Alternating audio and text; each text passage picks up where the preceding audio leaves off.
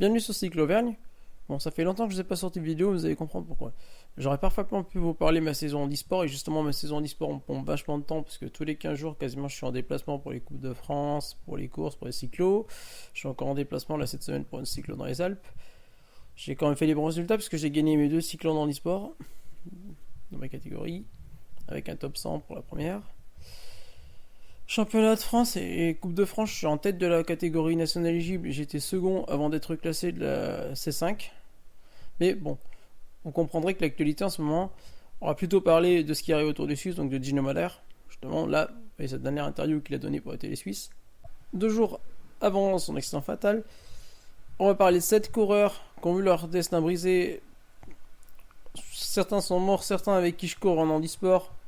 Vous comprendrez Manfredi, pour pas le citer, avec qui je cours sur les Coupes du Monde dans l'e-sport. Mais avant de parler de Samuel et Manfredi, je vais évoquer 6 autres coureurs, et dans un premier temps, revenant donc en 1987, précisément en février 1987, où 2 coureurs se tuèrent en l'espace d'une semaine, ouvrant ainsi le débat sur le port du casque. Le premier coureur, Vincente Mata, débutait alors. Il était né au pro, c'était sa première course. Au Trofeo Louis Pig, Mata dispute ici sa toute première course à seulement 23 ans, pour le compte de l'équipe Colton Shear. Équipe assez renommée, qui participe chaque année à la Vuelta, et Mata et Aespar y participent. Pedro Ronda, lui-même jeune espoir du cyclisme valencien, qui rend service à son club sur cette épreuve, décide de remonter la descente à contresens avec sa voiture, puisqu'il a reçu l'aval de son chef de poste de quitter son poste, puisqu'ils ont vu la voiture de fin de cortège, sauf que de nombreux coureurs sont encore en course, dont Mata. Lorsque Joaquin Pérez, son directeur sportif, voit la voiture, il tente de s'interposer en pilant violemment devant les coureurs afin de les protéger. Mais Mata percute la R5, passe par-dessus et percute très violemment le sol tête première. Il a beau être évacué et sonné immédiatement par le médecin de la course, il décédera le soir même à 23h20. Il n'y avait bien évidemment, comme dans le cas suivant, plus rien à faire puisque Mata très rapidement était déclaré en état de mort cérébrale. Une semaine plus tard, Michel Goffin, un espoir du cyclisme belge, coéquipier de Claudic Riquelion notamment, vainqueur de la Copa Alsace, donc une épreuve assez importante en Belgique lors de ses jeunes années. Il en est de sa 3e saison, il a réussi une belle saison 85 et il cherche donc à faire son trou. Disputant ici le Tour du Haut-Var, épreuve en 2 étapes, lors de la seconde étape, il est victime d'une crevaison à haute vitesse en descente. Il ne peut s'arrêter, saute un précipice et s'écrase sur la route 40 mètres en contrebas après avoir survolé une maison. Les secours et la compétence du médecin des courses ont beau être très rapide, il est très rapidement évacué par ambulance vers l'hôpital La Timone à Marseille, mais malheureusement, malgré les efforts des secours et des neurochirurgiens, il décédera 6 jours plus tard sans jamais avoir repris connaissance. Ce qui commence à faire débat. Faut-il rendre les casques obligatoires ? Le casque sera rendu obligatoire en 1991 par l'UCI. Sous l'effet des coureurs, elle reculera et il faudra donc attendre 2003 avant qu'elle devienne obligatoire. Après notamment les accidents mortels de San Roma et Kivilev au début des années 2000. Maintenant on va avancer un peu en 2004. En France, on a Big Batomer. En Espagne, ils ont Costa de la Meria. Costa de la Meria, c'est une équipe qui était connue d'abord sous le nom d'Estapona. Elle-même héritière de la Chiour et de la Dormion. La Chiour, c'est l'équipe qui, en 1990, avec l'Italien Giovanetti, remporte à surprise générale la Vuelta. C'est une équipe pourtant de milieu de tableau, plutôt, on dirait à l'heure actuelle, une équipe comme Arkea. Notamment avec Lotto Anguita, leur sprinter qui remporte une étape en 1997 sur la Vuelta. Cette équipe va donc fusionner ensuite, va avoir Berzin dans ses rangs, va redevenir ensuite indépendante sous le nom de Gestel, notamment avec Sergei Smetany, un sprinter assez connu en Espagne, et pas mal de jeunes talents. Petcharaman en 2003 qui passera chez Quickstep. Mais l'ambiance en interne est pas bonne, puisque l'affaire Manzano fait des vagues, notamment Pedro Lobato qui prend position en défense de Manzano, ce qui lui est reproché par son staff. Et plusieurs jeunes intègrent l'équipe, notamment José Angel Gomez Marcante, plus connu en France pour ses gamelles, mais qui signera ici un top 10. José qui habite d'ailleurs désormais de notre côté, puisqu'il habite du côté du Franche-sur-Saône, on le voit d'ailleurs assez souvent avec mon cousin et son fils, puisque c'est un coureur qui, comme Lobato, prend position contre le dopage. Et dans l'équipe, on a également un autre jeune talent, Joaquin Ormacha, un jeune sprinter assez talentueux qui a remporté plus de 10 courses en 2003 et qui passe également professionnel. Tout comme Gomez Marcante, c'est un poissard devant l'éternel. Bien que hyper talentueux, entre changement d'équipe, double fracture de la clavicule, fracture du genou, il a vu ses années jeunes contrariées, alors que c'est un des plus gros talents au niveau puncher sprinter d'Espagne. Il passe donc pro en 2004. Après une année assez compliquée où il a terminé 23e en meilleure place, mais sur un plan privé, il décide de fêter ça avec son ami Albizou, d'autant qu'il est papa depuis pas longtemps d'une jeune Édournée. Ce 23 octobre, donc, il décide avec Seb Albizou et les autres coureurs basques de disputer une dernière épreuve. Une espèce de critérium de fin de saison. Et lorsqu'il rentre de ce critérium, Albizou, après avoir fêté ça en discothèque, ils repartent vers 5h du matin. Donc en rentrant chez eux, malheureusement, Albizou s'endort au volant de la A3. C'est la A3 personnelle. La voiture saute un remblai, effectue plusieurs tonneaux, et Jokin est écrasé en Malchea est déclaré mort à son arrivée à l'hôpital. Il laisse donc une fille Édournée qu'il n'aura à peine connue, qui se révèle être une des meilleures jeunes cyclistes espagnoles de l'heure actuelle. Je sais pas, Albizou, lui, il va arrêter la route dégoûté et va devenir l'un des meilleurs coureurs d'ultramarathon au VTT. Champion d'Europe, notamment en 2018 en ultra, et il organise avec le club local le Souvenir Ormalchea, qui est devenu une des courses de référence en Espagne. 2004, c'est également l'année de la révélation de Matthias Kessler. Troisième du championnat espoir en 1999, Matthias Kessler tarde à confirmer. Pourtant, c'est le protégé de Jan Ullrich. Jan Ullrich en fait vraiment son protégé et un de ses meilleurs amis. Il va vraiment l'aider au cours de ses premières années où il galère à progresser, à apprendre le métier, puisque je pense qu'en lui, il sent un potentiel. Finalement, à 25 ans, en 2004, c'est l'année de la révélation. Après une superbe campagne ardennaise, sur le Tour de France, il accompagne Richard Virenque lors de l'étape de Saint-Flour où il se brise une côte en chutant. Mais il va progresser lors des 2 années suivantes, avant 2006 qui sera sa plus belle saison. En 2006, il commence vraiment à se révéler, étant vraiment pas loin du podium sur la Flèche Wallonne et sur les Ardennaises. En général, où il est à chaque fois dans le top 10. Sur l'étape du Coberg, 3 hommes sont à l'avant. Rescapé l'échappé maintien. Rosser Yeta échappé seul. Voigt et Laurent en contre. Derrière, le peloton tergiverse. Kessler ne veut pas laisser passer sa chance. Dans le Coberg, il plante une craquée, part et va ici aller conquérir la plus belle victoire de sa carrière. Pourtant, ce fait d'armes, c'est le champ du cygne pour Matthias Kessler. Matthias Kessler, la veille, avait été repris à 50 mètres par le peloton. Là, il s'impose. Mais l'année suivante, il commet l'erreur de signer chez Astana, équipe ô combien sulfureuse, et même si débarrassé de Sainz, pas débarrassé de ses dérives, et il est reconnu, après une victoire à Flèche-Wallonne, coupable de dopage. C'est donc en tentant de revenir au cyclisme en 2010 qu'il a victime d'un grave accident. En tentant d'éviter un chat dans une descente alors qu'il roule sans casque, il percute le de béton tête première, se fracture le crâne. Et en gardera une hémiplégie, c'est-à-dire le paralysie de la moitié de son corps. Heureusement, Jan Ullrich est resté fidèle à son ami et va l'aider à remonter la pente.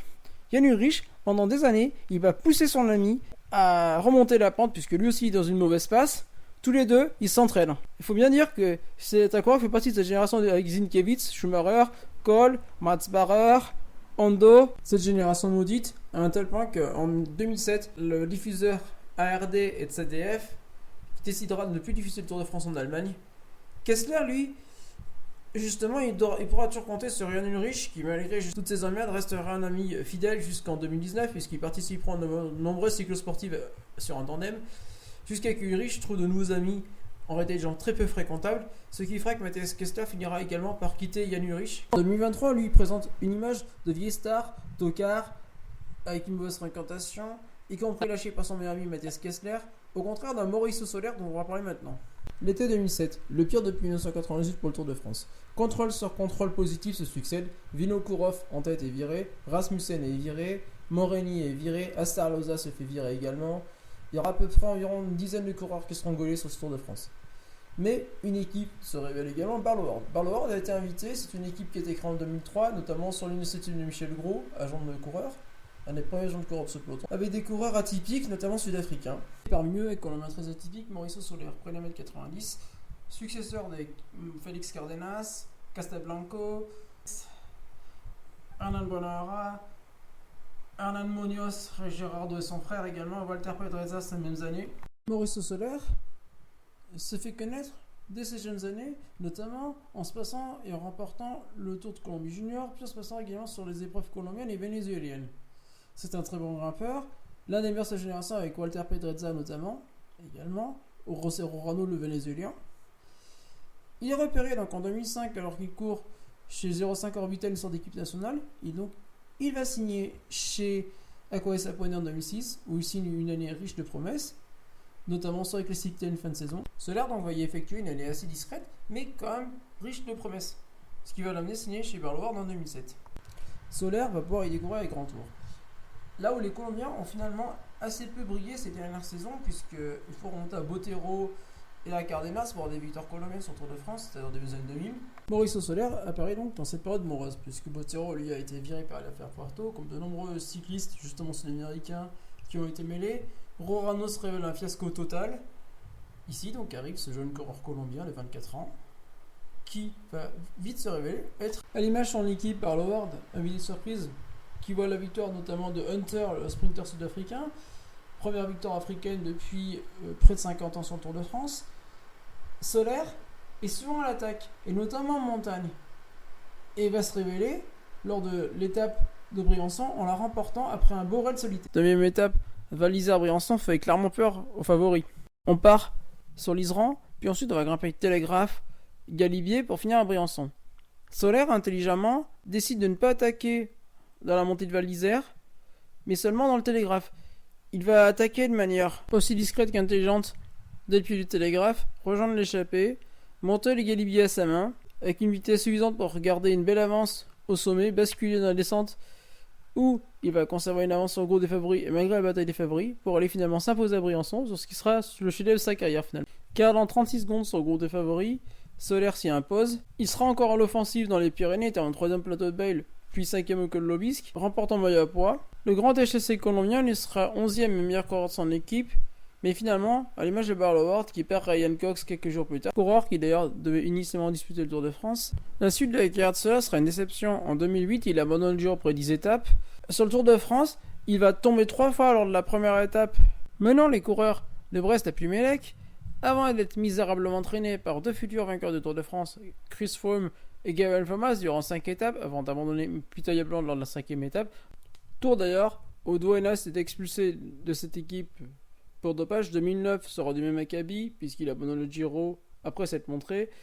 Finalement, 2010 sera une mauvaise année, et 2011, il va revenir remporter la seconde étape du Tour du Suisse, porter une maillot jaune, pour ce qui sera pour lui son champ du signe, puisque lors de la 6ème étape, il chute violemment, un 17 juin, comme Gino Madar, dans une descente, lors de la même 6ème étape du Tour de Suisse. Victime d'une hémorragie cérébrale et d'une fracture du crâne, il y reste plusieurs jours dans le coma, s'en sort finalement, mais ne pourra plus jamais monter sur un vélo à haut niveau à cause de ses problèmes neurologiques notamment. Il va mettre des années à se remettre, aidé par son frère dans le magasin de vélo familial, et considéré comme un grand frère par Nairo Quintana. Finalement, Mauricio Soler va peu à peu revenir tout de même dans les cyclosportives et les événements VTT, mais uniquement pour son plaisir. Et afin également de promouvoir le magasin familial. Maintenant, donc, on va parler d'un autre espoir, Adrien Costa. Adrien Costa, c'est quelqu'un qui débute d'abord hors route par le VTT, puis qui passe à la route après une blessure dans un match de foot, où il se casse un bras. Il décide donc de passer à la route et très rapidement, ça devient le meilleur jeune américain. Avec notamment des coureurs comme Paoles également, ça devient l'un des meilleurs jeunes coureurs aux États-Unis. Il va très vite se distinguer, et notamment en devenant champion des États-Unis cadet, ce qui lui permet logiquement d'intégrer l'équipe des États-Unis, où il va très vite se distinguer. Tour de Vaud, Tour de l'ATB, Tour de Bretagne, où il est le premier américain à remporter l'épreuve. Il est ici l'un des meilleurs juniors mondiaux. En 2016, il passe pro chez Axion, l'équipe réserve de l'équipe IF, et il se distingue au Tour de l'Utah notamment, mais également au Tour de l'Anière où il termine 3ème derrière un certain David Gaudu. Au Tour de l'Utah, où il fait une véritable démonstration, terminant 2ème général, meilleur jeune, prouvant des qualités de rouleur exceptionnelles, des qualités de grimpeur exceptionnelles qui lui permettent de tenir notamment avec un certain Seb Kuss également avec les meilleurs professionnels européens. Le Tour de l'Utah, c'est un peu l'héritier de la course classique dans les années 80, c'est-à-dire l'équipe où les meilleurs jeunes américains vont se frotter aux européens, et c'est une véritable explosion. Si bien que Quick-Step lui propose un stage fin 2017, il se fixe plusieurs objectifs pour 2017, mais malheureusement il attrape une mononucléose, ce qui gâche sa saison et le fait réfléchir. Au lieu de passer professionnel chez Quick-Step, il décide de reprendre ses études en tourisme dans l'université d'Oregon et va s'adonner à sa vraie passion, la montagne, parce que Adrien Costa c'est un fou de montagne, c'est un fou d'escalade. Et c'est lors d'une de ses randonnées dans les monts Yosemite, le 29 juillet 2018, donc il y a presque 5 ans, qu'il est victime d'un grave accident.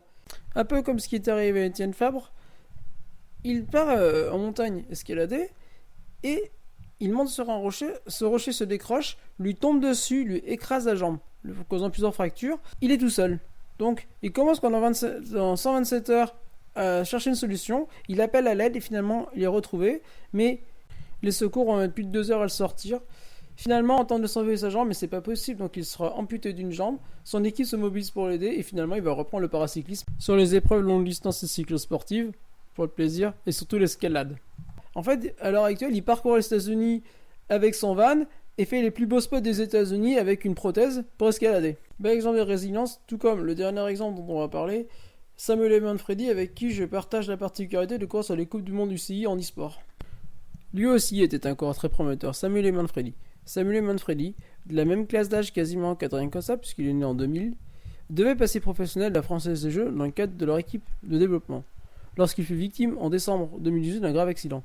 Pourtant, Manfredi c'était l'un des meilleurs cadets et même avant l'un des meilleurs écoles de cyclisme d'Italie. Il avait notamment remporté plusieurs épreuves de haut vol en cadet, puis en junior.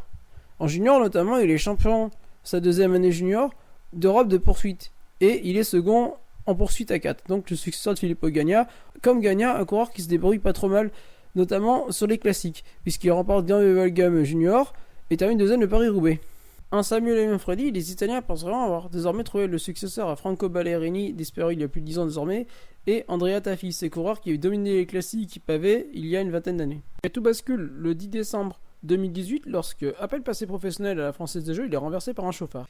Il est heureusement sauvé dans un premier temps, il va passer près d'un mois dans le coma, mais malheureusement, les séquelles sont quand même très lourdes, puisque du fait de son grâce au traumatisme crânien, il a perdu l'usage de ses jambes. C'est-à-dire qu'en fait, il n'est pas réellement ce qu'on appelle paraplégique, il est plus ce qu'on appelle handicapé neuronal. C'est-à-dire que peut-être sans doute, et même avec le travail, l'usage de jambes va revenir, mais pour le moment, et encore à l'heure actuelle en 2023, près de 5 ans après, il est encore paraplégique. Ce qui explique que le défi qui va se lancer, c'est déjà d'une part essayer de reprendre le vélo, essayer de remarcher. Il y arrive sur de courtes distances, mais pas sur de longues distances, donc ce qui l'oblige à utiliser le fauteuil et le handbike. Ainsi, en 2022, il décide de reprendre la compétition. D'abord sur les Coupes d'Italie, puis cette année sur les Coupes du Monde UCI, comme je le fais également en e-sport, terminant notamment 3ème de sa première Coupe d'Italie, et étant recruté, comme je le suis, dans le cadre de ce qu'on appelle la Grande Traversée, dont je vous parlerai après Gino Madère, à la fin de cette vidéo. Un projet extrêmement intéressant lancé par l'ancien pilote Lotus en Formule 1 et Williams en Formule 1, puis IndyCar et entre-temps IndyCar, Sandro Zanardi, qui a décidé en 2024 d'organiser à l'occasion des Paralympiques et du Tour de France qui part de Florence un grand relais comme donnant des ailes au vélo, avec des coureurs en situation de handicap, notamment italiens, dont Samuel Manfredi fait partie. Vous verrez un super projet en temps et en heure. Dernier coureur abordé, Gino Madère, bien sûr. Gino Madère qui nous a quitté donc il y a un peu plus de 15 jours au Tour de Suisse, qui aurait dû courir au Tour de France, d'où le numéro 62-69 au Bahreïn Victorious sur le Tour de France d'ailleurs, au passage. Gino Madère devait y débuter. Gino Madère, c'est un enfant gâté.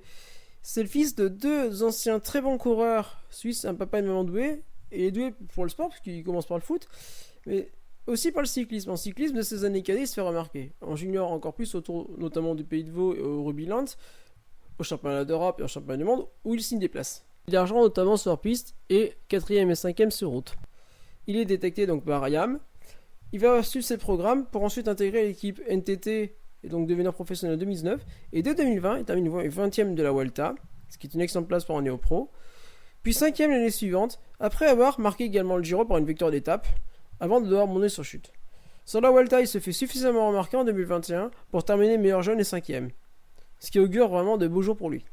Mais 2022 est un peu plus compliqué que simplement une seconde place sur le Tour de Romandie. Mais de nombreuses offensives, de nombreuses attaques. En fait, c'est un coureur qui est assez offensif, qui n'hésite pas à attaquer. Et il le montre encore cette année, notamment lors de Paris-Nice. Puisque Paris-Nice, sur l'étape de Loge-de-Garde, il va déclencher les hostilités. Il va attaquer et il va aller prendre le meilleur temps de la montée. Et le meilleur temps de la montée, pour connaître l'ancien détenteur, c'était quelqu'un qui est l'un des meilleurs cyclosportifs au niveau mondial. Tout simplement.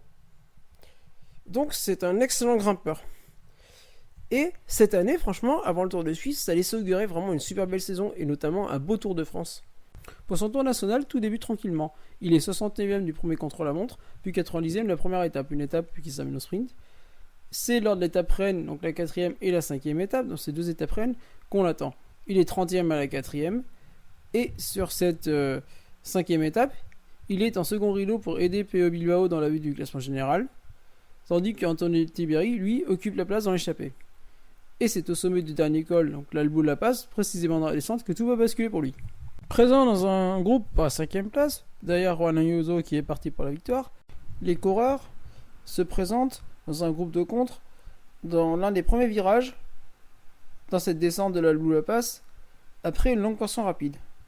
Comme vous le voyez, c'est un virage qui est assez traître, avec un ravin à l'intérieur. Ce qui se passe, d'après Romain Bardet, qui est témoin direct et avec qui j'en ai discuté sur Strava, d'après Romain, soit il aurait éclaté un boyau à l'avant, soit il aurait touché la route Sheffield ou une autre roue. Si bien que, si Sheffield lui va rouler dans le ravin, ce qui va amortir sa chute, Madar lui il est projeté à haute vitesse et il s'écrase assez loin dans le ravin pour finalement tomber tête première contre un rocher et dans la flotte dans ce petit réceptacle. Ce qui est des effets délétères puisqu'il est retrouvé mais inconscient. Le sauvetage s'annonce difficile puisque Sheffield lui peut remonter mais pas dans son cas. Il faut le litroyer. On le litroye, il est déjà trop tard. Comme Kivilev, malgré les efforts des médecins, il n'y a plus rien à faire. Gino Madar sera déclaré donc mort le lendemain à 11h, entraînant l'annulation de l'étape et une pluie d'hommage à ce coureur qui aurait dû donc débuter lors de ce Tour de France 2023. Hélas, Gino Madar est loin d'être le seul. J'aurais pu vous parler de Sal Roysen, jeune coureur de Marc Madiot et de Roger Leger, victime d'un grave accident en 2005, ou Stig Brooks, dont je vous parlerai un peu plus tard, Pindam, un coureur américain qui a fini par se suicider à cause de ses blessures, ou Tilford, un des principaux lutteurs contre le dopage aux États-Unis qui est mort dans un accident stupide en 2017. Ou alors Amy Peters qui se remet difficilement d'un très grave accident et dont hélas je pense qu'on ne le reverra qu'en seulement en tricycle. J'aurais pu parler de plusieurs autres coureurs, voire des coureurs au niveau local. Et donc j'ai décidé de conclure cette vidéo sur Sandro Zanardi. Sandro Zanardi, en fait, l'année prochaine, a décidé de monter ce qu'on appelle la Grande Traversée. C'est une initiative donc franco-italienne avec des coureurs italiens et des coureurs français. Donc moi personnellement j'ai postulé coureurs parmi lesquels justement Samuele Manfredi, dont je vous ai parlé précédemment, mais également 2 anciens pilotes MotoGP par exemple. Et j'ai été donc sélectionné dans cette initiative pour l'année prochaine, je vous en parle un peu plus précisément. C'est afin donc de célébrer le départ de Florence en Italie, le passage par Bologne, la ville de Sandro, mais également les Jeux paralympiques l'an prochain. Où je vous rappelle que Sandro Zanardi détient l'un des plus gros palmarès. Donc, départ d'Italie, arrivé en France, avec des coureurs des 2 nationalités, une initiative effectivement très intéressante. Et c'est là-dessus que je vais vous laisser. C'était Lionel, la chaîne Cycle Auvergne. Bonne soirée. Pensez à mettre un petit like, un petit commentaire, c'est toujours sympa. Évitez les commentaires à la con, voire à partager. Prochaine vidéo qui sera consacrée au Tour de France, et ensuite on parlera handisport sur la chaîne.